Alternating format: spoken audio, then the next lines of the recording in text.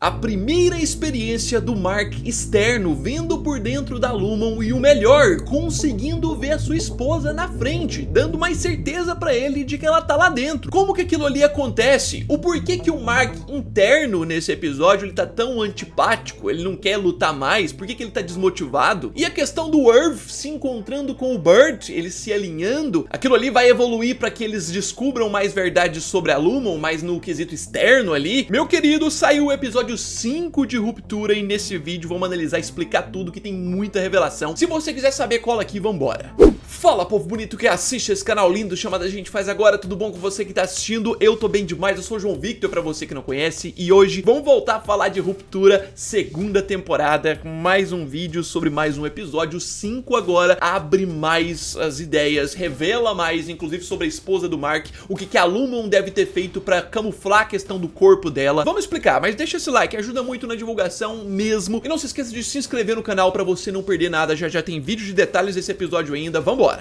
E é o seguinte, né, se após o final do episódio 3, que a gente viu o Mark se reintegrando, passando por aquele negócio lá da Regabi, a gente tava ansioso pra poder ver a continuação direta disso, esse episódio 5 finalmente traz um progresso nisso, revelando que esse processo de reintegração é mais lento, não é de uma vez, as memórias vão vindo aos poucos, mas talvez aqui a gente tenha um maior progresso pro conhecimento do Mark externo, né, se o Mark externo ainda talvez tivesse qualquer dúvida sobre a questão da esposa dele lá dentro, agora ele pôde ver com os próprios olhos. Mas assim, um episódio que caminha com a história de forma melhor, não só continua a trama do episódio 3, mas a do episódio 4, né, que teve a revelação de que era a Helena ali, agora a Helly-R finalmente volta, e ela enfrenta problemas, assim, tem diversos aspectos muito interessantes. Um episódio que progride muito na trama, mas vamos falar ponto a ponto, do início, muita coisa pra falar. Basicamente, o início do episódio tem meio que uma das coisas mais importantes do episódio inteiro. A gente vê um cara, o cara, inclusive, caso você não se lembre, que foi mencionado por aquela mulher do OD quando ela conversa com o Irving, que é um cara que eles colocam pra buscar os suprimentos ali no OD e levar lá pro Exports Hall, pra ala de exportação, o local do elevador que desce pra onde a senhorita Casey foi enviada. Tinha sido mencionado anteriormente que é um cara misterioso que faz isso, agora é mostrado ele fazendo isso, só que a questão mais interessante dessa cena inicial é que o que entregam pra ele parecem ser instrumentos cirúrgicos, e você sabe de cara o que isso dá a entender, né? Você não pegou? Então vamos lá. Tendo em vista que ele vai buscar esse tipo de coisa e tá levando pro mesmo local onde a senhorita Casey foi enviada quando ela foi demitida, tendo em vista as teorias e conexões que dão a entender muito que eles estão trabalhando na mente da senhorita Casey, que a senhorita Casey é um projeto grande da Lumon, que o Mark tá refinando macrodados lá, tem a ver com esse projeto da senhorita Casey, que chama Cold Harbor. Tendo em vista tudo isso que a gente sabe, esses equipamentos que o OD fornece aqui no início do episódio pra esse cara levar pra lá, podem ser justamente pra uma operação, uma cirurgia, alguma coisa que estão fazendo na senhorita Casey. Assim, especificamente, olhando melhor, parecem mais materiais de ortodontia, né, coisas de dentista. Mas sei lá, vai entender como é que eles usam esse tipo de coisa, pelo lugar onde ele vai, pra onde ele leva, dá a entender muito que tem conexão com o mistério da senhorita Casey. Só que assim, esse episódio também mencionou Cold Harbor de novo e também apresentou pra gente um problema que pode aparecer, tá? Essa questão do Mark estar reintegrado começa a gerar bugs na mente dele, e esse episódio já apresentou uma ideia que essa reintegração do Mark pode atrapalhar no progresso dele lá dentro no Cold Harbor, que é o que a Lumon quer. Mas assim, focando no Mark externo, a gente vê um primeiro aspecto que eu achei esquisito, sabe? Não é tão importante pra trama, mas é esquisito. A tal da Regabi tá morando na casa dele. Eu diria que a explicação pra isso talvez deve ser que ela precisa estar lá pra poder monitorar todo esse processo de reintegração do Mark, que o episódio deixou bem destacado que é aos poucos. Inclusive nessa cena inicial a gente vê o Mark citando sobre isso, que ele tá no processo de se lembrar das coisas depois da reintegração. Então se alguém ainda tinha dúvida, é bem aos poucos, não é de uma vez que junta o interno com o externo. E isso também justifica o ponto lá do episódio 4, que é aquele negócio deles na neve, lá do lado de fora. Por que que lá o Mark só tá com os aspectos do interno, ele não tem muita memória lá de fora? Ele tem um bug, ele vê a senhorita Casey lá e tal, outras coisas, mas ele não tem tanta coisa, justamente porque é bem lento. Mas assim, eu gosto muito quando tem o foco da Helena, e a gente gente, depois do episódio 4, queria mais ainda ver as consequências de toda aquela situação, e que são muitas. Principalmente pra personagem em si, pra externa mesmo. Ela se reúne com o conselho, é revelado que tem alguns traumas ainda nela a partir do afogamento, mas o ponto é que, diferente do que a maioria imaginava, a Helena ainda queria voltar lá fingindo que era interna lá dentro, mesmo depois de tudo. Mas o próprio conselho sugere que volte a Halle mesmo, a Halle R, a interna,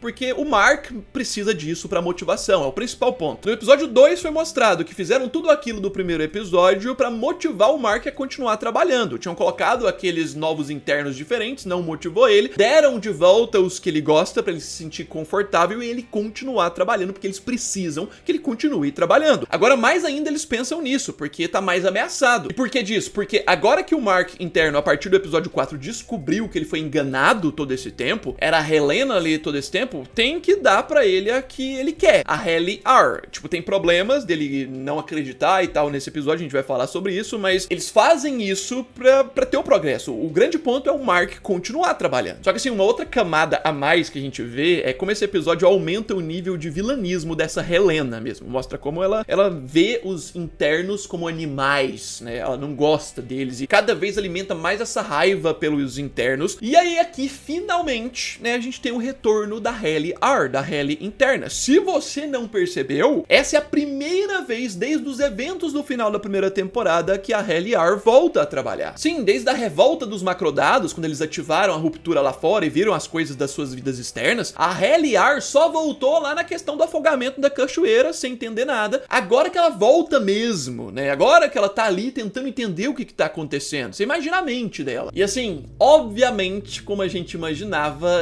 tem esse problema de questões de aceitação. Ela passando pela situação de não acreditarem nela. Tanto o Dylan tem isso, mas principalmente o Mark, que tá muito mudado nesse episódio. Eu vou chegar lá no ponto sobre a mudança do Mark, mas um ponto que eu preciso trazer aqui é o Milchick de volta, e ele recebendo eles com um sorriso, mas eles cheio de dúvidas, né? A dúvida, por exemplo, sobre o que aconteceu com o Irving. E aqui a gente vê a questão da cerimônia de despedida, que se conecta muito com um comentário que eu li lá no meu vídeo de comentário sobre ruptura dessa semana. Lá no vídeo teve uma pessoa que mandou sobre essa questão da manipulação que o Milchick faz com esses internos. É o típico comportamento de pessoa manipuladora, que bate sorrindo, que pune sorrindo. E essa questão do funeral do Irving que eles fazem, que tem essa vibe bem sinistra e macabra, é muito disso. Ao mesmo tempo que eles dão uma coisa boa, ao mesmo tempo que ele promove pra eles algo bom, olha o Irving, vamos lembrar dele, ele também traz com algo ruim, né? A cabeça do Irving ali em cima da mesa, como se fosse o simbolismo da cabeça dele, né? Ele morreu. Bem dark, você vai comer pedaços da cabeça. Isso implicitamente é pra agredir os internos e eles se sentirem mal, enquanto eles se sentem bem, porque ele tá dando algo bom. Tá comendo uma melancia gostosa, você tá ganhando coisa. Faz o bem fazendo o mal. É a estratégia de manipulação do Milchick pra que tenham respeito em relação a ele e tenham dependência emocional. Igualzinho a inscrita tinha mandado no comentário no outro vídeo. Mas aí, como eu disse, eu ia falar sobre a questão do Mark. Aqui, esse é o episódio em que o Mark interno tá mais diferente. Ele tá desanimado, ele tá só querendo focar no trabalho, não tá querendo fazer revolução nenhuma, pesquisar nada mais. Parece até que perdeu a motivação de encontrar sobre a senhorita Casey. Ele, inclusive, é o que menos quer conversa com a Halle. E por que disso? Porque é difícil pra ele acreditar, já que ele foi enganado todo esse tempo. Não só enganado visualmente, emocionalmente, mas fisicamente, né? A Helena meio que abusou dele, enganou ele mesmo, né? Então o Mark, ele tá machucado, decepcionado e extremamente impactado. Isso acontece porque ele perdeu a motivação, ele perdeu a capacidade de confiar que o plano dele pode dar certo, porque ele sabe que a Lumon tá sempre um passo à frente dele. Esse trauma em relação a Helena, ainda mais por ele ter se envolvido emocionalmente e fisicamente, afetou muito a cabeça dele a ponto dele não querer mais nada. Ele achar que tudo que ele possa tentar ali dentro vai dar errado porque eles vão estar um passo à frente, então ele tá desanimado. Talvez a questão do final do episódio, que mostra o Mark externo, vendo a questão lá da Lumon, vendo a senhorita Casey tendo mais certeza, possa refletir no Mark interno. Em algum momento ele vai descobrir uma nova verdade nos próximos episódios que vai voltar a motivar ele. É o que eu consigo imaginar. Porque assim, uma coisa que muita gente falou, né, lá no outro episódio, agora que a Halle R vai voltar, ela finalmente vai poder contar sobre o que ela viu lá fora mesmo. Sobre a questão dela ser Egan, sobre o discurso. Não que isso seja tão relevante, porque agora eles já entenderam que ela é uma Egan, mas nem isso o Mark quer ouvir. Ele cagou. E outra coisa, é uma informação nova pra Halle também, a questão da esposa. Creio que agora aquele aspecto da Halle mais revoltada que a gente viu na primeira temporada, que vai querer lutar mais contra a sua externa, quando ela descobre descobrir mais ainda sobre a sua externa e o quanto ela é babaca, esse aspecto vai voltar na Halle interna. Então vai ser interessante ver a Halle de volta. Mas assim, é legal que a série dá a oportunidade de outra pessoa começar a trilhar o caminho que o Irving estava trilhando lá dentro de investigação sobre a ala de exportação. O Irving foi tirado do caminho, o pessoal do OD, percebendo que tem alguma coisa errada e que o Irving foi embora, mandou uma mensagem pra alguém pegar, e o Dylan pegou. Agora ele sabe sobre o lugar onde foi enviada a senhorita Cage, e ali tem as coordenadas. Atrás do negócio tem escrito ali, vira esquerda, vira direita,